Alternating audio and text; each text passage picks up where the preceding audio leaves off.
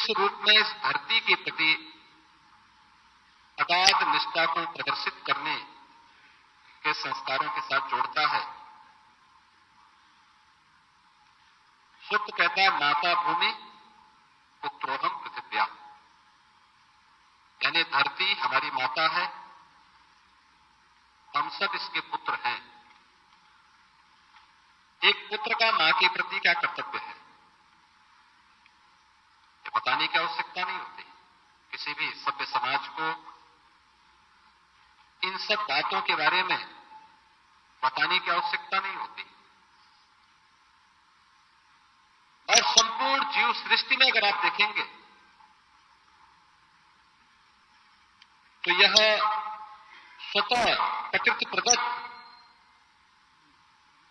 एक स्वभाव और संस्कार मां के प्रति देखने को मिलता है। और यहीं से प्रारंभ होता है कि इस धरती माता के प्रति हमारे दायित्व किस रूप में आगे बढ़ सकते हैं। क्लाइमेट चेंज आज की एक चुनौती है। आप देख रहे होंगे असमय अतिवृष्टि होना। इस बार हम देख रहे थे, विगत वर्ष ही देख रहे थे, अक्सर 15 जून के आसपास मानसून आता था। जून में बरसात नहीं हुई, जुलाई में एक दो बार बारिश हुई, पूरा जुलाई सूखा बीत गया, अगस्त सूखा बीत गया, और यहां पर मानसून कब आया? अक्टूबर में।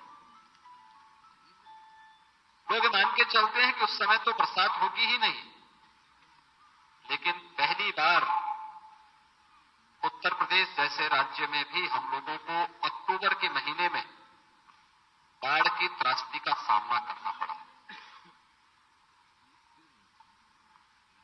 मैं सार्वजनिक जीवन में पिछले 25 वर्षों से हूं,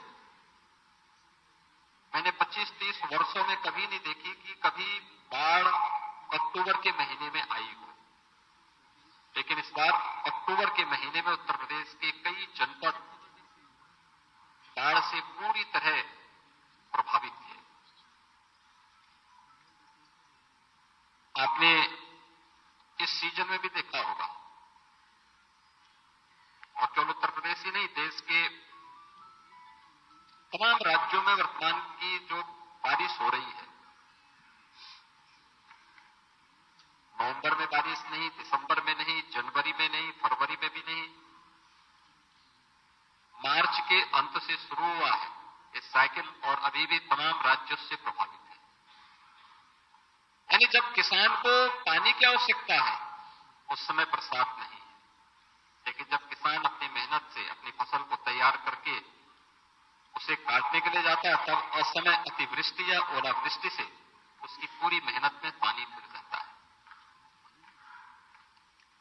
कहीं न कहीं यह क्लाइमेट चेंज के उन दुष्प्रभावों की ओर हम सबका ध्यान आकर्षित करता है, जो अपने स्वार्थ के लिए मनुष्य ने अतिदोहित करके पर्यावरण के साथ खिलवाड़ किया है। और आज उन दुष्परिणामों के भुक्तभोगी भी हम बन रहे हैं। लेकिन इसी चुनौती के बीच में रास्ता भी निकालना होगा, और हम सब के लिए